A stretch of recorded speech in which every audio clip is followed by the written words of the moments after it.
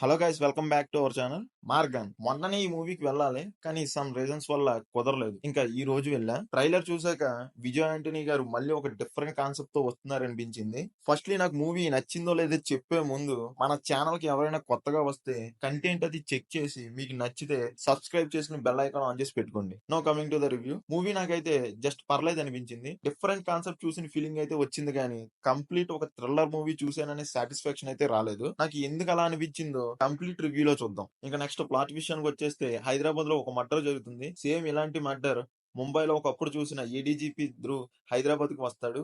Next ఈ crime ని ఎలా సాల్వ్ చేశారు అన్నది రెస్ట్ ఆఫ్ ద స్టోరీ. ఈ మూవీలో నార్మల్ రెగ్యులర్ థ్రిల్లర్ లో చూసే ఇన్వెస్టిగేషన్ అది చాలా తక్కువగా ఉంటది. కేస్ సాల్వింగ్ లో ఒక కొత్త డిఫరెంట్ కాన్సెప్ట్ తో మిక్స్ చేసి తీయడానికి ట్రై చేశారు. అది ఫస్ట్ హాఫ్ వరకు బాగానే వర్క్ అయింది. అందుకే ఫస్ట్ హాఫ్ బాగుంది అనిపించింది.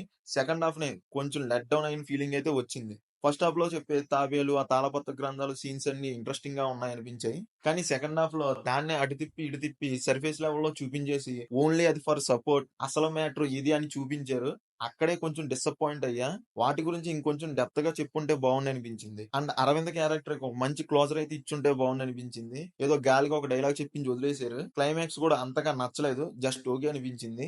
కిల్లర్ మోటివ్ కూడా అంతగా నాకు వర్క్ అవ్వలేదు. అండ్ కిల్లర్ క్యారెక్టరైజేషన్ చాలా వీక్ గా ఉందనిపించింది. ఎందుకు అలా చెప్తున్నానో మూవీ చూస్తే మీకే అర్థమవుతుంది. మేబీ ఆ డిఫరెంట్ కాన్సెప్ట్ అప్రోచ్ మూలంగా అనుకుంటా కిల్లర్ క్యారెక్టరైజేషన్ చాలా డమ్ గా ఉందనిపించింది.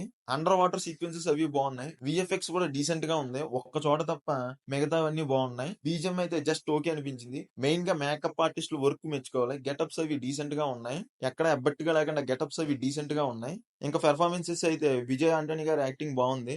మెయిన్ గా అరవింద్ క్యారెక్టర్ లో చేసిన అబ్బాయి యాక్టింగ్ అయితే చాలా బాగుంది. మిగతా వాళ్ళు జస్ట్ ఓకే అనిపించారు. ఫైనల్ గా చెప్పాలంటే ఫస్ట్ హాఫ్ కోసం అయితే ఒక్కసారి చూడొచ్చు. ట్రై చేస్తానంటే ట్రై చేయండి. My rating is 2.75 out of 5. That's it guys. మీకు మా రివ్యూ నచ్చినట్టయితే please do subscribe to our channel. Thank you all. జై హింద్.